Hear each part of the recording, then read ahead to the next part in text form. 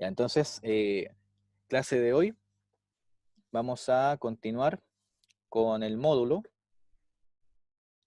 Y la clase anterior creo que lo definimos y dijimos que dado un real x, el módulo o valor absoluto de ese real x va a estar dado por una función, en el fondo va a estar definida por pedazos y va a ser una parte positiva, o sea, una parte positiva si el x es positivo. Y si el x es negativo, igual me interesa que sea positivo, por lo tanto le cambio el signo a x. ¿Sí? Entonces vimos un ejemplo y dijimos que, por ejemplo, el menos 2 tenía módulo 2, igual que el valor absoluto, que el módulo de 2 positivo. ¿Y por qué es así? Bueno, es así porque en el fondo lo que hace el módulo es ver la distancia del real al cero, al origen. Entonces, por ejemplo, el menos 2 y el 2, ambos cumplen con que si veo la distancia que tienen al origen, esa distancia es 2. ¿Sí? Entonces, el módulo también lo pueden entender como una distancia. Y como una distancia, tenemos que entenderla como un valor que siempre va a ser positivo. Por eso que se define de esta forma. En caso de que el x sea negativo, le cambio el signo, y en el caso de que el x es positivo o 0, se mantiene.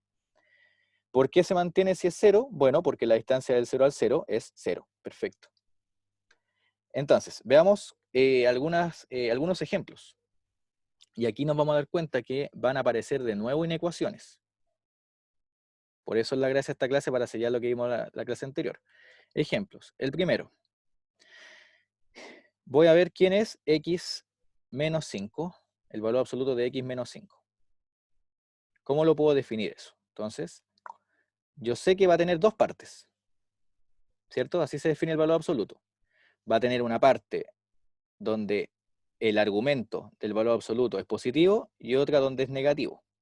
Entonces necesito de algún modo ver el punto de quiebre de esta función lineal del x menos 5. Y para ello voy a estudiar el punto crítico.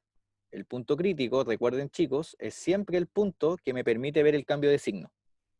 Entonces, ¿cuál es el punto crítico del x menos 5?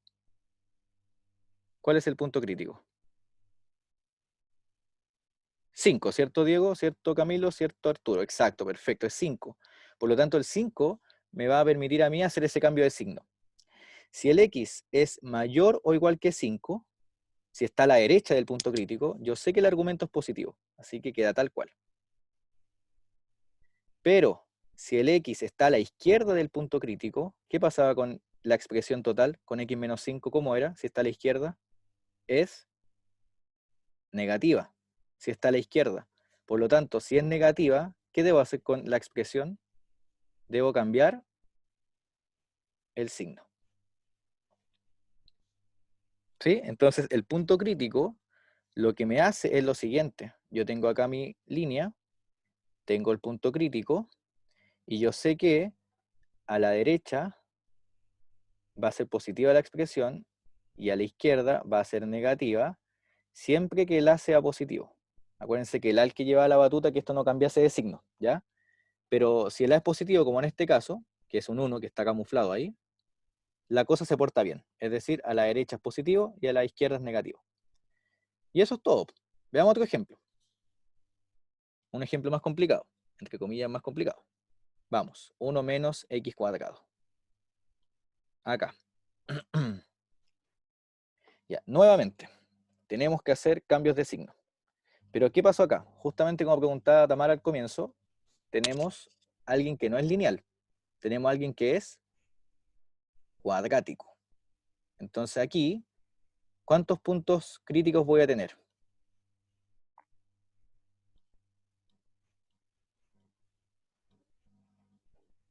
Voy a tener dos puntos críticos, porque aquí, si uno calcula al ojo el discriminante, es positivo. O si alguien ya ve que eso no son por su diferencia, lo pueden calcular, ¿cierto? 1 menos 1, perfecto. Entonces tengo punto crítico 1 y menos 1. Perfecto, Bastián, lo tengo ahí copiado. Entonces, vamos a hacer la tablita. Vamos a hacer la tablita. Fíjense. Voy a hacer aquí la tablita con el menos infinito, menos 1, 1 y más infinito. Ve que aquí volvemos a repasar la tabla. Tengo mis factores lineales. ¿Cuáles son? Son, allá. Necesito entonces factorizar para entender cómo es el signo. Fíjense, 1 menos x cuadrado se puede factorizar como 1 menos x, 1 más x. Es una suma por su diferencia. Entonces, para aplicar este método, yo voy a tener acá el 1 menos x y el 1 más x. Y nos preguntamos, el menos 1, ¿con quién tenía que ver? ¿Con qué punto, con qué factor? ¿De dónde sale el menos 1? ¿De qué es punto crítico? ¿De quién es? El menos 1 es del 1 más x. Exacto, el de abajo, perfecto. Entonces, el de abajo, ese factor lineal, el a, ¿cómo es? ¿Positivo o negativo en ese factor lineal? El a, que sería el número que acompaña al x, positivo. Entonces, si yo me centro en el punto crítico de ese factor, a la izquierda, ¿cómo es el signo? Del factor de abajo, del 1 más x, es negativo, ¿sí? Si el factor lineal tiene a positivo, que acá sería el 1, acá, el 1, como tiene el a positivo, el punto crítico se comporta bien, es decir, a la izquierda va a estar negativo y a la derecha va a estar positivo. Fíjense. ¿Dónde está el problema? El problema está cuando el a no es positivo. Por ejemplo acá, por eso este ejemplo es súper bueno, porque así les permite a ustedes entender bien lo que hicimos en la clase pasada también. ¿Cómo es el a acá? ¿Cuánto vale el a de ese factor lineal? Vale menos 1, porque el menos 1 acompaña al x. Entonces acá el a es negativo. Entonces los signos se comportan al revés. Acuérdense que el a cambiaba el signo de la desigualdad cuando despejamos. Entonces, el 1, fíjense acá, el 1 es el punto crítico de ese lineal, del 1 menos x. A la izquierda, uno usualmente diría va a los negativos. Pero ahora, como el a es negativo, acá a la izquierda voy a poner los positivos. Y a la derecha, los negativos. O sea, se comporta al revés dependiendo del a. Si el a es negativo, el punto crítico es el punto de quiebre, pero con los signos cambiados. Y si el a es positivo, que es el caso bueno, porque es el caso que uno siempre entiende bien, los signos se comportan perfecto. Es decir, si mi punto crítico es menos 1, en el de abajo, a la izquierda tengo los negativos y a la derecha tengo los positivos. Entonces, estamos por terminar, fíjense. El 1 menos x cuadrado resultó de multiplicar esos dos lineales. Por lo tanto, hay que multiplicar los signos. Hay que ver los signos. ¿Cómo es? Más por menos, menos. Más por más, más. Y menos por más, menos. Por lo tanto, ¿cuándo es positivo? Es decir, ¿cuándo esto queda tal cual? Cuando el x pertenece a qué intervalo. Aquí me da la tablita, positivo. Me dice que pertenece a dónde? Al menos 1, 1. ¿Se ve o no? En la tablita me guío con los signos. Recuerden, el argumento del valor absoluto sale tal cual cuando lo que está dentro es positivo. Y lo que está dentro es positivo, en la tablita está al medio, en el positivo. No siempre, Camilo, o sea, puede que en una tablita me den, por ejemplo, todos positivos, por ejemplo. Y en ese caso, si la desigualdad, si la inecuación, perdón, me dijese para cuál es x es positivo, entonces ahí serían todos los números reales. O puede pasar que en la tablita no haya ningún signo que me convenga, entonces la solución sería vacío. ¿Sí? Vamos a hacer también ejemplos de ese estilo. ¿Ya? O sea, puede que una inecuación me dé todos los números reales o me dé vacío también. Y eso depende mucho de cómo me den los signos acá abajo.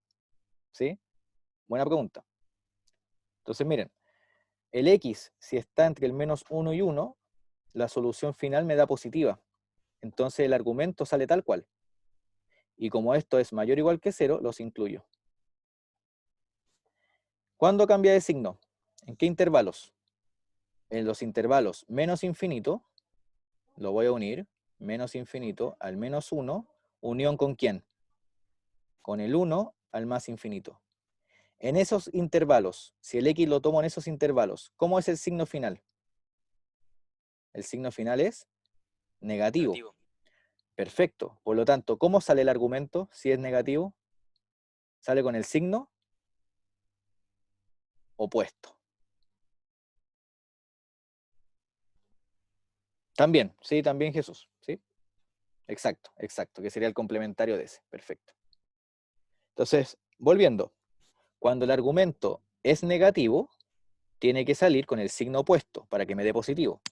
Y cuando el argumento es positivo, sale tal cual. ¿Cómo sé cómo sale? Si es positivo o si es negativo, bueno, analizo entonces los signos. Si se dan cuenta, en la materia de módulo aparece nuevamente lo de inecuaciones. Y es importante que manejemos bien el tema de los signos. ¿Ya?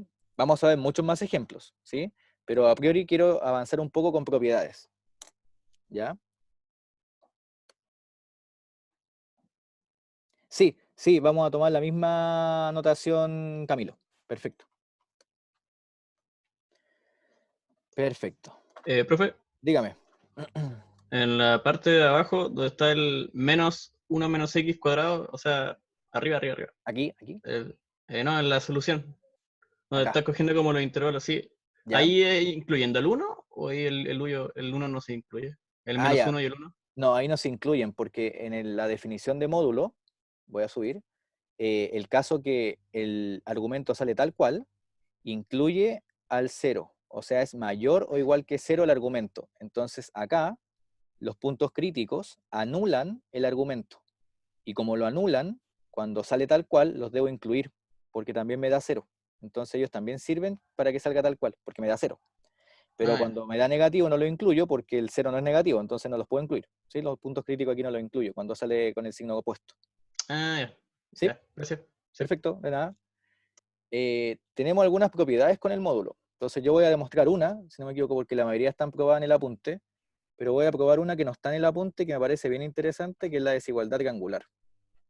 ¿Sí? Que es bien cortita y no nos perjudica tanto en la materia. Así que las propiedades que tenemos del módulo son las siguientes.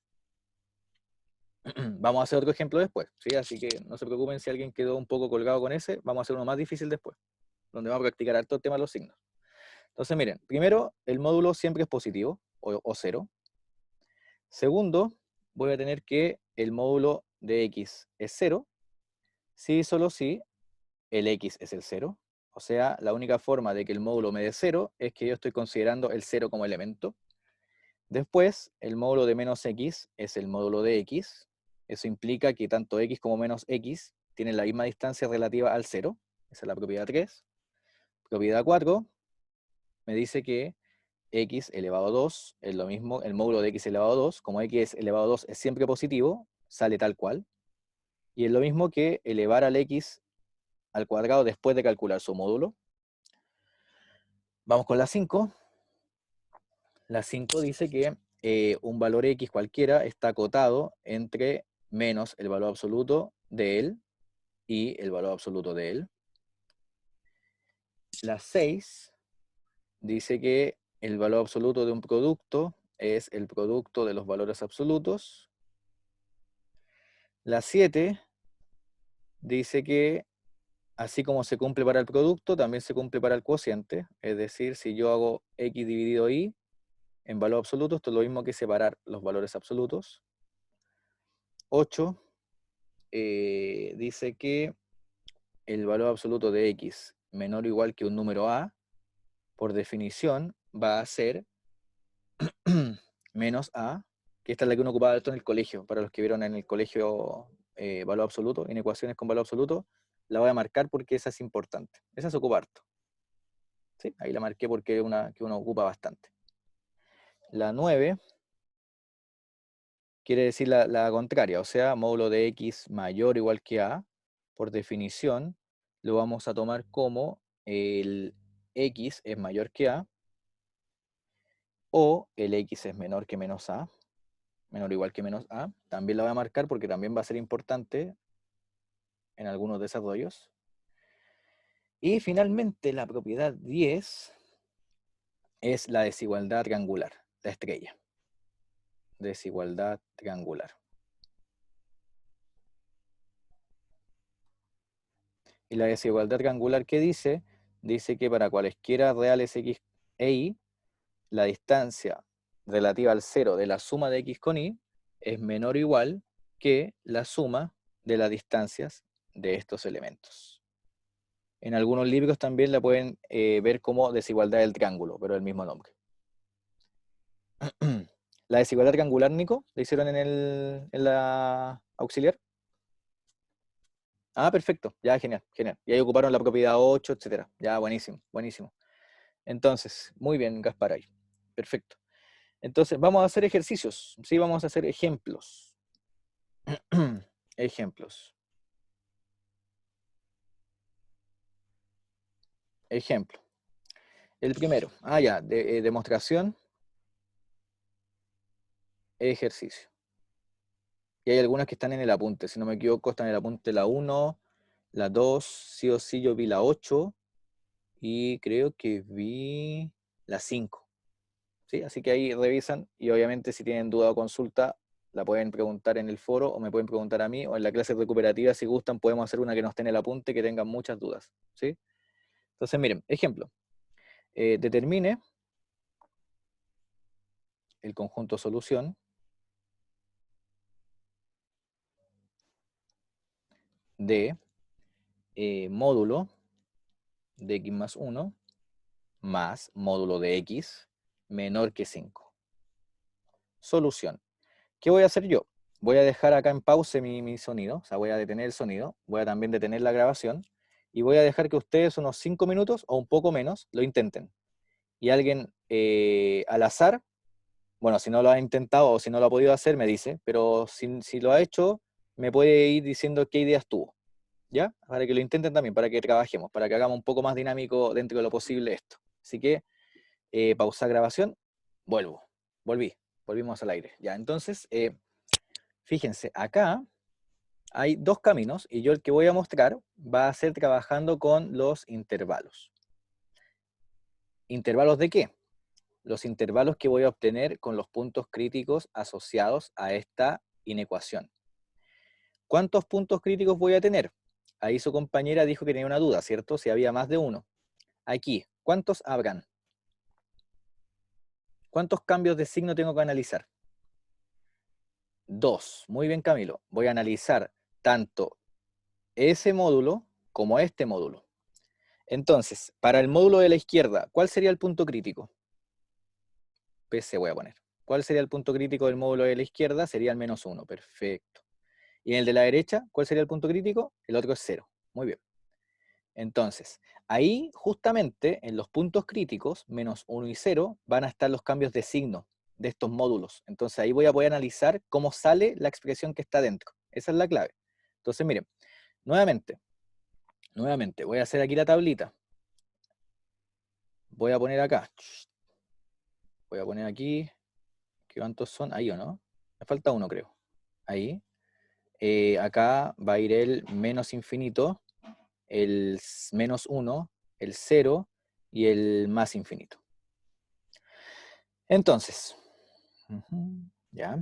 ¿Cuáles son los lineales asociados? Voy a tener el x más 1 y voy a tener el x. Y voy a ver cómo se comportan los signos. Entonces, ahí me quedo un poco chueco, no importa. Ya, el menos 1. El menos 1. ¿De quién era factor? ¿De quién era punto crítico? El menos 1 era punto crítico del x más 1. Perfecto. Entonces, el x más 1, el a, ¿cómo es? ¿Positivo o negativo? Sofía. Perfecto, positivo, porque hay un 1 que está camuflado ahí. Entonces acá mi A es positivo. Por lo tanto, el cambio de signo del punto crítico se comporta bien. Es decir, a la izquierda tengo los negativos y a la derecha están los positivos. Ahora, sigamos. El 0 era punto crítico del X, ¿cierto? Del que está acá, ahí, del que me falta. El A, ¿cómo es? ¿Positivo o negativo en el X? Positivo, porque tengo un A camuflado. Entonces, ¿cómo se comporta el cambio de signo en ese punto crítico? ¿Se porta bien o no? ¿Qué pasa a la izquierda del 0? ¿Cómo son los signos? Negativos. Negativos. ¿Y cómo son los signos a la derecha del 0? Positivo. Positivo, hasta su mascota lo dijo. Muy bien, perfecto, muy bien, muy bien. Ahí lo escuchamos, ladrar. Genial. O quizás estaba fuera el perro, pero no importa, para darle dinamismo a la clase. Entonces acá tenemos los signos, y con los signos voy a jugar. ¿Cuántos intervalos tengo en total? ¿Cuántos intervalos van a haber? Hay tres, ¿no? Está el intervalo menos infinito al menos 1, está el intervalo menos 1 al 0, y está el intervalo 0 al más infinito, ¿o no? Que son los que están aquí.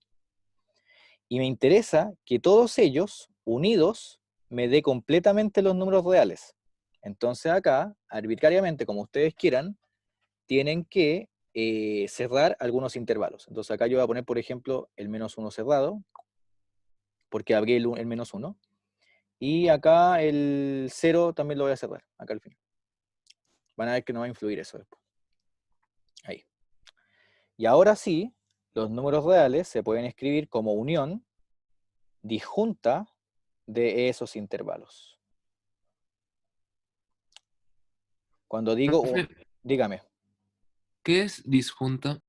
Ah, ya, disjunto es cuando yo tengo dos conjuntos. Bueno, primero, ese nombre disjunto tiene que ver con conjuntos. Eso es lo primero, con conjuntos.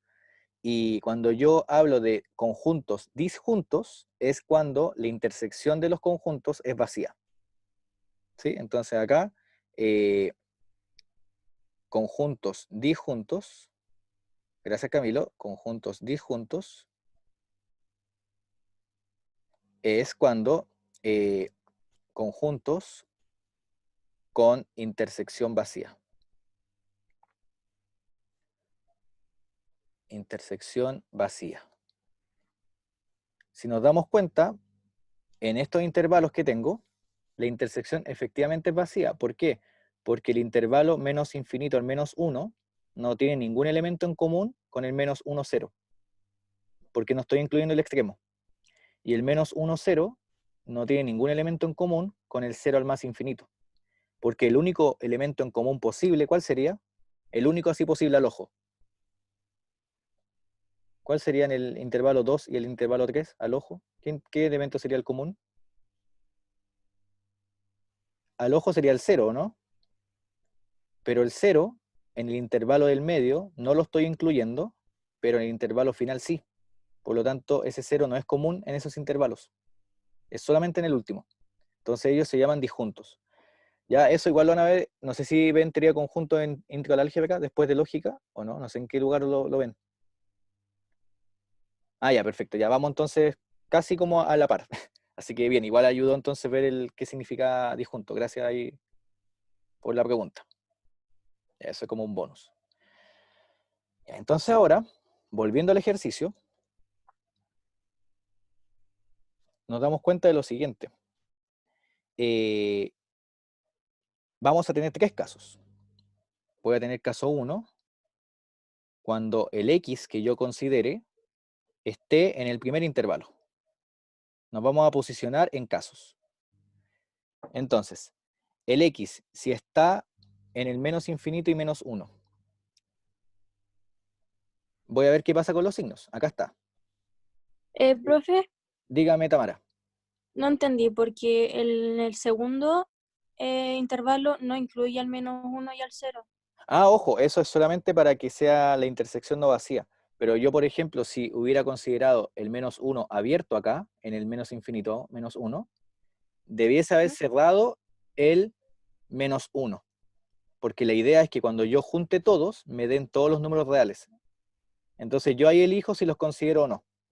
¿Sí? ¿Dónde considero el cerrado? Ah, La idea es que tú, en el fondo, cuando los unas, consigas todos los ujú. números reales. ¿Sí?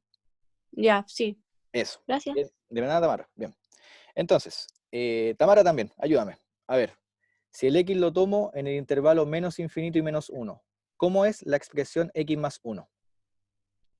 Negativo. Negativo, ¿cierto? Esta Debería ser, tabla. sí.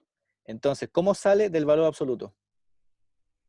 Porque la tabla Negativo también. negativo también, o sea, con un menos, ¿o no? La saco con un menos. Sí. Bien, perfecto. Ahora, el valor absoluto de x, ¿cómo es en ese intervalo? Negativo también. El argumento es negativo. Entonces, ¿cómo sale? También negativo. También con un menos, ¿cierto? Perfecto. Y eso es todo. Entonces la tablita, si se dan cuenta, sirve para ver cómo se comporta el argumento, cómo es el signo, y con ello yo puedo ver cómo sale. Si en la tablita dice que es negativo, entonces lo saco con un menos. Si en la tablita dice que es positivo, lo saco tal cual. ¿Y cómo sé dónde sale tal cual y cuándo no? Bueno, me fijo en los intervalos que estoy trabajando. Por eso hago casos, ¿sí? El caso 1 va a ser el intervalo menos infinito menos 1. El caso 2 va a ser el intervalo menos 1, 0. Y el caso 3 va a ser el intervalo 0 al infinito. Y ahí tengo cómo se comportan los signos. Bien, hay que ser bien ordenado y yo les aseguro que no va a tener ningún problema con cómo salen. Y aquí hay que desarrollar esto. A ver, ¿cuánto da esto? A ver. Esta es una inecuación común y silvestre. Entonces esto queda menos x menos 1, menos x menor que 5, menos 2x es menor que 6. Entonces, eso sí, solo sí, el 2x es mayor que menos 6. Ahí cambié el signo, por eso cambié la orientación. Y eso sí, solo sí, el x vale menos 3. Entonces, ¿cuál es la solución entonces? El x pertenece al menos 3 al más infinito. ¿Sí? Esa es la solución que obtuve de acá, del x mayor o igual que menos 3. Ahí está.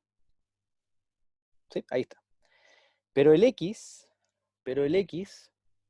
¿dónde lo habíamos tomado inicialmente? ¿En qué caso estamos? Estamos acá, ¿o no? Miren, el x pertenece al menos infinito menos 1. Entonces lo que uno hace es cruzar estas dos restricciones que uno obtuvo. Fíjate, voy a hacer acá la línea. ¿Ves? Sí, esto es súper entretenido. Bueno, es que en realidad yo soy el profe, así que encuentro entretenido esto, pero ustedes también lo encuentran entretenido. Miren, hagamos el intervalo. Si el x pertenece al menos infinito y menos 1, voy a poner esto acá, menos 1. Menos 1. Y me dice que el x pertenece al menos infinito y menos 1. Entonces el x está acá, ¿o no? Ese es el intervalo que estamos utilizando. ¿Cierto? Y ahora, además me dice que el x que sirve está desde el menos 3 hacia el infinito. O sea, hasta acá. Ahí. Ahí. Entonces hago las líneas. Entonces, acá la solución final del caso 1. Voy a poner final 1. ¿Cuál sería la solución final? De menos 3 a menos 1. Del menos 3 al menos 1 sin tomarlo, ¿cierto? Porque tiene el mayor estricto. Entonces sería del menos 3 al menos 1, ambos abiertos. ¿Se entendió? Se intersectan esos dos intervalitos. Es decir, yo considero dónde se juntan. O sea, acá. No, pero, profe, que ¿Sí? no en el menos 1 sería cerrado. Ahí en la solución final. Ah, perfecto, perfecto. Muchas gracias. Bastiano, ¿no? Sí. Ahí sí, pintamos el menos 1 porque lo incluye. Perfecto, perfecto. Casi nos equivocamos. Y aquí pongo cerrado. Ahí sí, ahí sí. ¿Sí? ¿Se entendió? Profe, no Dígame. entendí lo último que hizo. Lo último, ya, mira. Voy a avanzar acá. Voy a aumentar hojas primero. Y ahora sí vuelvo. Ya, entonces mira. Uno se va a parar en casos. Los casos van a estar determinados por justamente los puntos críticos. Entonces los casos van a ser intervalos que nacen de esta tablita. El caso 1 considera los x que van desde el menos infinito al menos 1. ¿Sí? Es el caso 1. Acá están. Entonces, en ese caso, con esos x, yo veo los cambios de signo. Entonces, hasta acá estamos bien, ¿o no? Saco el valor absoluto, trabajo, y llego a una solución, que está acá. Llegué a esto. Llegué a esto. Entonces, ahora lo que debo hacer es cruzar estas dos cosas que obtuve. Es decir, yo simultáneamente tengo que el x pertenece al intervalo menos infinito al menos 1, pero para que se satisfaga la inecuación en cuestión, necesariamente el x debe estar del menos 3 al más infinito. Por lo tanto, la solución final va a ser la intersección de esos dos conjuntos. Porque yo quiero que el x esté simultáneamente en ambos. Entonces, por eso, yo dibujo los dos intervalos y veo dónde se intersectan, dónde hay elementos comunes. Ah, ya, Eso es, ¿sí? ¿Perfecto? ya, sí. Gracias. Bacán. De nada. Ya. Vamos ahora con la solución, con el 2. Con el caso 2. El caso 2. Caso 2. El caso 2 tiene que ver cuando X pertenece a qué intervalo. A ver, voy a la tablita y pertenece al intervalo menos 1, 0, que es la del medio. Entonces voy y hago menos 1, 0. Menos 1, 0. Y ahí el 0 lo incluí o no lo incluí, no lo incluí. Perfecto. Ya, entonces, ahora, necesito nuevamente ver cómo se comportan los argumentos. Entonces, fíjense, en el intervalo menos 1, 0, ¿qué signo tiene la expresión x más 1? Aquí está, x más 1 en el intervalo menos 1, 0 es positiva, ¿cierto? Y si es positiva, ¿cómo sale del valor absoluto? Como X más 1. Como x más 1, perfecto, bien. X más 1, muy bien.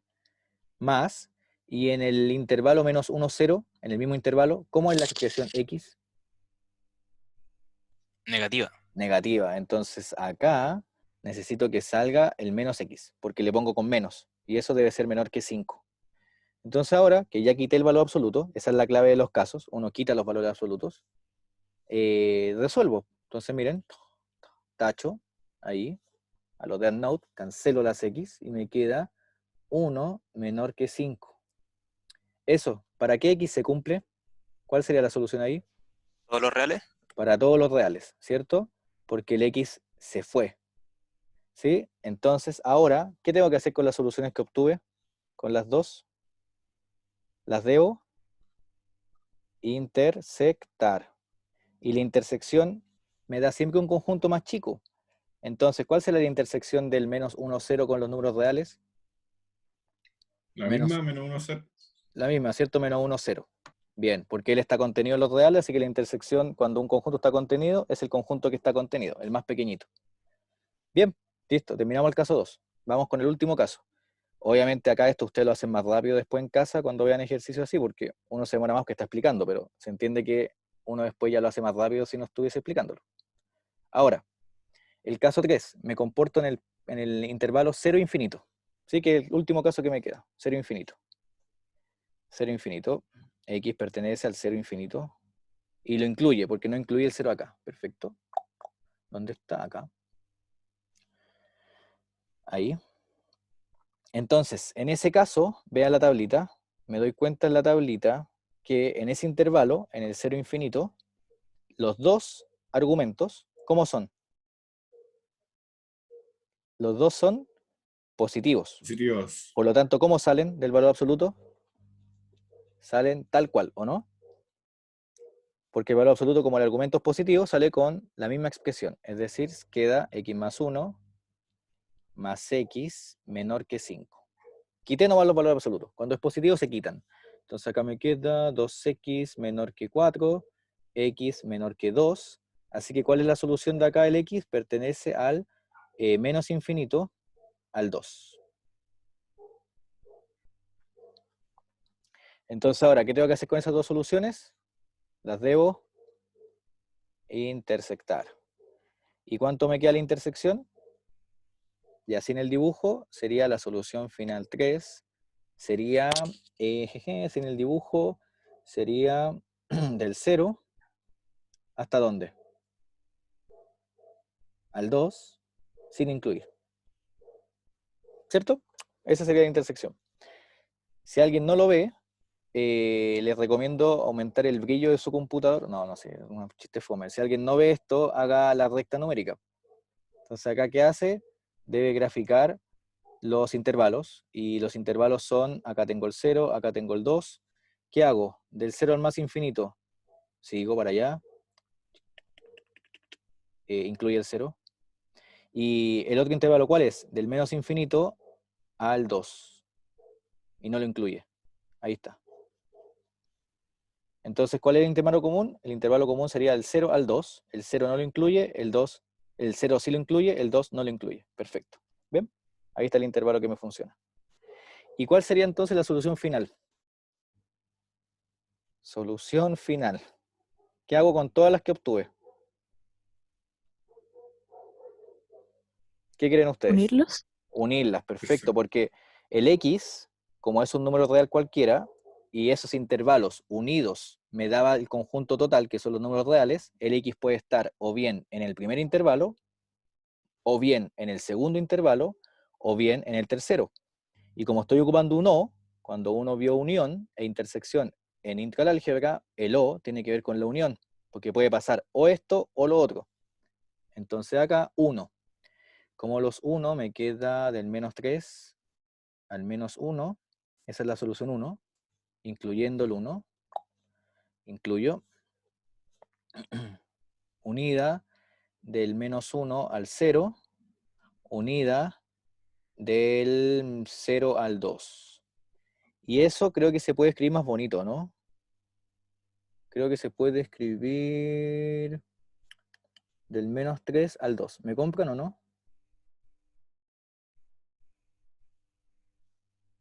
Sí, Sí. ¿cierto? Sí, porque el menos 3 al menos 1, el menos 1 lo incluyo, el menos 1 acá no lo incluyo, pero lo estoy incluyendo acá al lado, así que el menos 1 sí se toma, así que continúo. El 0 no lo incluyo, pero al lado derecho sí lo incluyo, así que el 0 se incluye, así que continúo. Y en el fondo estoy tomando todos los elementos que están entre medio, así que voy del menos 3 al 2. Perfecto, ahí está la solución final.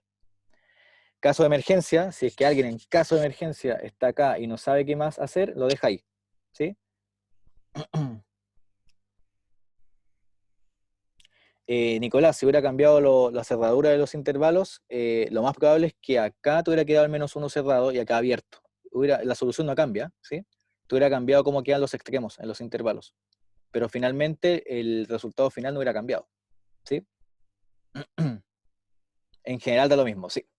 Lo importante, y eso es lo que quiero resaltar de acá, es que se preocupen de que efectivamente los intervalos que están tomando, unidos, tienen que dar los números reales en total. Entonces eso es súper importante, ¿ya? Eso es importante. Por eso yo aquí hablé de conjuntos disjuntos, etc. Lo importante es que siempre los intervalos unidos, todos, me tienen que dar los números reales. Así que no puedo, por ejemplo, equivocarme y hacer esto, miren. Ahí. ¿Qué está pasando ahí? ¿Qué número no estoy tomando? Dejé abierto el menos 1 y acá también. No estoy tomando el menos 1, así que necesito cerrarlo en algún lado, ¿sí? Yo elegí cerrarlo ahí, ¿sí? Pero tú puedes haber elegido cerrarlo abajo. Dígame. Entonces yo perfectamente podría haber elegido cerrar el menos 1 con el 0 y haber dejado abierto el de arriba y el Sí, de abajo. sí, Lo importante es que sean los puntos críticos. exacto. Y lo importante es que cuando tú los juntes todos, te den todos los números reales. Eso es súper Ok. importante. ¿Ya? Perfecto. Bien, bien. Perfecto. Entonces, chicos, eso es lo último que... Ah, ya, Sofi, bien. Si hay un número que se indefine, ahí uno lo empieza a quitar, ¿sí? Pero ojo, eso es un análisis después a posteriori para que tengan cuidado. Ya van a hacer más ejemplos después de eso en la guía, etcétera. Pero lo importante es que para hacer la unión, al final, necesariamente debes considerar todo el conjunto en cuestión, ¿sí? Porque ahí el X puede ser o acá, o acá, o acá. En el fondo eso creo que después uno lo llama átomos, porque en el fondo lo que tienen es una partición, ¿sí? De los conjuntos de los números reales, ¿ya? Entonces acá si es que alguien quiere leer eso después, o si es que alguien ya no lo vio o sea, si lo vieron ya, genial. Eso tiene que ver con el concepto de partición, si es que la unión de conjuntos disjuntos me da todo el conjunto, ¿ya? Esa es la clave que estamos viendo acá detrás. Y ahí uno entre medio, como dice Sofi, empieza a ver justamente qué pasa si determina, si tengo fracciones, por ejemplo, etcétera, que son los casos bonitos porque son un poco más complicados.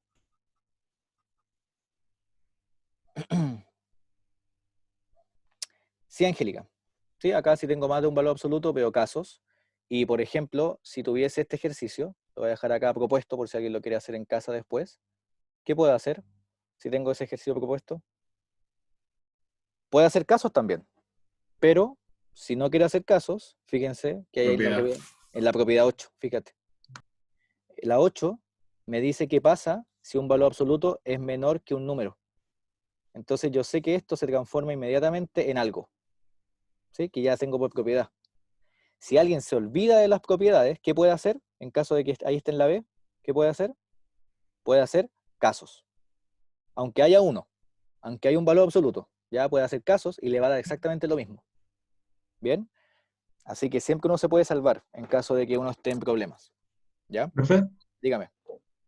está bien si yo sé la propiedad 8, pero cambiarlo si no, o sea, en vez de menor igual usar menor, así. Ah, sí. Siempre y Ahí, cuando la inecuación tenga el menor. Por ejemplo, esa propiedad 8 también se sí, cumple si yo tengo acá menor. Sí. ya, Sí. gracias. De nada, acá claro. Voy a ponerla mejor. Es lo mismo, por si acaso. Lo mismo con la 9, ¿sí? Si no lo incluye, también sirve. Ahí, por si acaso. Idem acá con la 9. Bien, sigamos. Profe, Dígame, ¿quién? entonces, por ejemplo, en este Camila. caso, o sea, es que, por ejemplo, traté de hacerlo al principio y me Ujú. daba exactamente lo mismo, de poner la suma así tal cual sin valores absolutos, Perfecto. es menor a 5 y la suma es mayor a menos 5. Como haciendo los dos casos igual que en la 8, pero, o en este caso cuando se tienen dos valores absolutos es mejor ir a Ah, ese caso. buena pregunta, Camila. Ya, mira, voy a hacer aquí como un paréntesis antes de avanzar con geometría analítica para ver eso que dice Camila. Pero esto es un paréntesis que no lo voy a desarrollar completo, que es muy largo, ¿ya? Pero es para que se entienda a qué se refería Camila. Mira, lo que decía Camila es lo siguiente. Creo haber descifrado, esto es un paréntesis. Yo tengo x más 1 más x menor que 5. Entonces creo que Camila hizo esto, ¿no? Ocupó la propiedad 8. ¿Así o no? ¿Camila? Sí, Ah, ya, ok. Ya, entonces aquí está el primer problema. La propiedad 8 nos habla de un solo valor absoluto. Entonces la propiedad 8 es cuando tengo así, cosas de este estilo. Uno solo. Y ese cuando uno solo se transforma en esto. Perdón, ahí se transforma en el argumento y menor o igual que A. Pero si hay dos, lo que puedes hacer es esto, fíjate. Puedo despejar uno. Eso, miren. Así. Ahí, va a ser restando el S, ¿cierto? Y ahí tú puedes ocupar la propiedad 8 con ese valor absoluto tomándolo y ocupando eso de ahí. Entonces te quedaría menos 5 menos valor absoluto de x, menor que x más 1, menor que lo que está a la derecha. ¿Ves? En el fondo yo tomé todo esto como el A. Y ese es mi valor absoluto de la propiedad 8. El problema de esto, y que es muy largo, es mi opinión personal, es que después tienen que separar las desigualdades porque acá vuelven a tener más valor absoluto. Entonces acá tienen que seguir como en 4 pasos más, porque eso se bifurca, entonces les va a quedar como más cacho. Pero se puede hacer, ¿sí?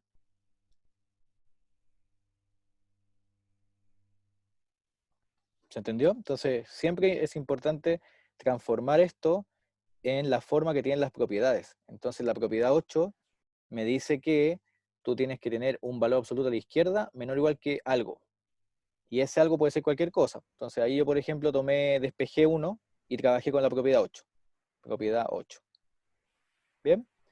ya. Eso. Perfecto. Creo que entonces entendí la pregunta, así que estamos bien. Ya, perfecto. Ahí Nicolás, ¿qué pregunta? A ver, Nicolás dice, profe, no se lo había... se me cayó el net. Pero ¿dónde se podría ocupar la desigualdad triangular para el x más 1? No. Ojo. La desigualdad triangular es para acotar a la derecha y acá está acotado por un 5, entonces no podría llegar y ocupar, no puede hacer esto, mira.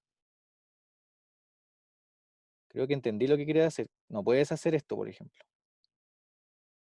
Ocupar la desigualdad triangular acá, porque ya hay un 5 entre medio que te está acotando el asunto. Entonces, la desigualdad triangular en general se ocupa más, para que no se confundan, en demostraciones. ¿Sí? Cuando estemos en semana 8, la desigualdad triangular se ocupa bastante, ¿ya? O cuando tengan que ver inducción en intro al álgebra, ¿ya? Pero de momento, mejor omítanla para que no se confundan, ¿ya? Eso no lo puede hacer, Nicolás, ¿ya? Ya avancemos para ver geometría analítica. Espero que se haya entendido lo del módulo y tenemos ya unos 15 minutos para introducir geometría analítica. Entonces esta es la unidad nueva, y esta unidad ya empieza con algo nuevo, que es la geometría analítica.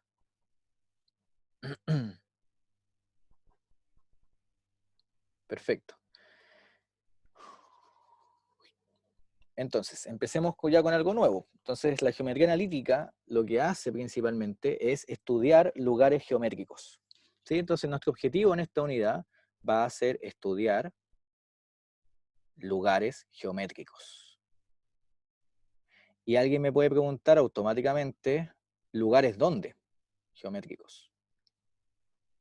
Entonces, para nosotros poder estudiar lugares, y geométricos más encima, necesito fijar el lugar, el ambiente donde vamos a manejar esto. ¿Y dónde creen que vamos a manejar esto? En algo que se llama el plano cartesiano. ¿Sí? Entonces, este ya es archiconocido por ustedes en el colegio, el plano cartesiano. Ahí abuso un poco del computador porque me lo alinea, así que perfecto. Y yo sé que en el plano cartesiano lo que voy a tener es, en el fondo, dos cruces de nuestro conjunto de los números reales. Entonces acá tengo una recta real, acá tengo otra. Y nosotros, en el colegio, al punto donde se intersectaban, ¿cómo le llamábamos? Se le Origen. llamaba origen. ¿Y el origen qué punto era? ¿Qué coordenadas tenía ese punto? 0, 0. 0, 0. Ese punto uno le llama el origen, que es donde se intersectan estas dos rectas, y además, esas dos rectas, ¿cómo se intersectan? ¿En qué ángulo? 90. En 90 grados. Entonces, acá, en este ambiente, que va a ser el ambiente donde vamos a trabajar, usualmente denotamos a la horizontal con X, a la vertical con Y, y ubicamos puntos. Ya ubicamos uno, que sería el origen, nuestro punto ahí de la intersección. Pero en general, puedo ubicar puntos acá, a ese le pongo P, de coordenadas X0 e Y0, y ese punto P, como tiene dos coordenadas, X0 y Y0, son justamente las proyecciones que tienen a los distintos ejes. Es decir, si ese punto yo lo proyecto al eje horizontal, voy a tener X0, y si lo proyecto al eje vertical, voy a tener Y0. Entonces yo puedo ubicar puntos ahí. Usualmente a la coordenada inicial, la primera, uno le llamaba en el colegio abscisa, ¿o no? Creo que está bien escrito, creo que está pésimo escrito, ¿no? Abscisa, creo que no va con la C ahí. Sí, es enlace. Es sin la C, ¿cierto? Que lo vi, justo lo vi antes de eso, estaba con la C y fue un big F. ¿Y la coordenada, la segunda, cómo le llamaban en el colegio? Ordenada. Ordenada, perfecto, perfecto. Ah, ya, gracias Vicente, ahí está, por eso había una C, po, me confundí. Estaba la permutación del C con S, había permutado, perfecto. Ahí sí, gracias Vicente. Ahí sí, ya. Ordenada, bien, gracias. Entonces, nosotros sabemos que a ese punto, el punto P, al punto P de X0 y 0, uno le llama un par ordenado. ¿Y por qué se le llama par ordenado? Se le llama par ordenado porque generalmente, el X0 y 0 es distinto del Y0 X0. O sea, no es llegar y permutar las coordenadas. De hecho, hay un único punto donde yo puedo llegar y cambiar las coordenadas como yo quiera. ¿Cuál es el único punto que cumple con eso? El origen, bien Nicolás. El origen es el único punto del plano en el cual yo puedo llegar y cambiar el orden de las coordenadas y me da el mismo punto, porque ambas son 0. Pero generalmente... Y el 1,1 y el 2,2, ¿Y cuál más? el 3,3. Ya, entonces aquí... Esas también. Sí, entonces, cuando... Tamara, ¿cierto? Sí, Perfecto, entonces Tamara nos apoyó con esto, cuando el X0 es distinto del Y0. Ahí sí. ¿Ven? En matemática uno siempre puede agregar condiciones para el cual esto falla. Si el X0 es distinto del Y0, yo no puedo llegar y permutar, porque como decía Tamara, cuando yo tengo los puntos 1, 1, 2, 2, 3, 3, 4, 4, un medio, etc., yo sí puedo permutar y me da lo mismo, ¿cierto? Ahí sí. Todos los puntos en la recta que pasa por el origen y de la forma y igual x. Exacto, son permutables. Perfecto. Y acá, eso también sirve para que una observación, aparte de esa que escribí en verde, es que el x, y, el par x, y, es distinto del conjunto x, y, que algunos se equivocan con eso. ¿Sí? Eso es súper distinto, porque acá esto es un conjunto sin orden, y acá yo tengo un par que sí tiene orden. Entonces no puedo decir que dos cosas que difieren en cómo es su naturaleza sean iguales. En este caso, ¿cuál es su naturaleza? Con o sin orden. Bien. ¿Por qué digo que el derecho, ya que han visto en integral álgebra conjuntos, por qué digo que el lado derecho es un conjunto sin orden? ¿Por qué no tiene orden? Porque ese conjunto es lo mismo que ¿qué cosa? Y coma Y X. como X. Y, x, o sea, yo puedo cambiar el orden de los elementos y el conjunto sigue siendo el mismo. Eso no pasa con los pares ordenados. Si las coordenadas son distintas, yo cambio las coordenadas de lugar y me cambia el punto. Con los conjuntos no.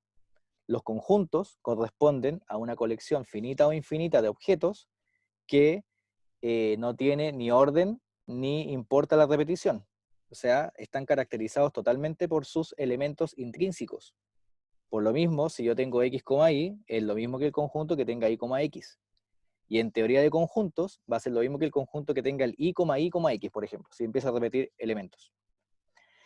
Si alguien quiere estudiar más de esto, en teoría de conjuntos, ya la teoría axiomática, para el que le puede interesar ya la teoría axiomática de conjuntos, el par x, y sí está definido en función de conjuntos. Y en teoría de conjuntos, el par x, y se define así. Como ese conjunto. Ese es un regalo que les doy por hoy. ¿Sí? Cuando uno estudia teoría de conjuntos, el objetivo de esa área, teoría de conjuntos, ya de forma axiomática, es construir todo en base a conjuntos. Entonces uno tiene que construir la matemática en base a puros conjuntos y por lo tanto así uno define un par ordenado en función de conjuntos. Y ahí sí importa el orden. ¿Sí? Porque, ¿qué pasa si yo cambio si yo los permuto? Fíjense, si yo hago y, x, ¿a qué sería igual este conjunto así definido? Sería y, x. ¿Son iguales esos dos conjuntos, los que están a la derecha? No, porque si bien S es igual a S, ¿dónde difieren? En que el X no necesariamente es lo mismo que el Y, ¿cierto? Si el X fuese Y, ganamos, pero si son distintos, no son lo mismo. Entonces, para el que quiera estudiar teoría de conjuntos o tomar un libro, va a ver que justamente la definición de par ordenado es esa, ¿ya? En teoría de conjuntos. Bien. ¿Dudas hasta acá, chicos? ¿Se entiende? ¿Sí? Yo creo que ya tienen hambre ya porque ya estamos a la hora de almuerzo, así que denme 5 minutos y terminamos, ¿ya? Un poquito menos de 5 minutos menos epsilon, ¿ya? Entonces, dijimos que queríamos estudiar lugares geométricos. Ese es el objetivo de esta sección. Y ya definimos el ambiente, que es el lugar en donde vamos a trabajar nuestros lugares geométricos. Entonces, vamos a definir qué vamos a entender por lugar geométrico.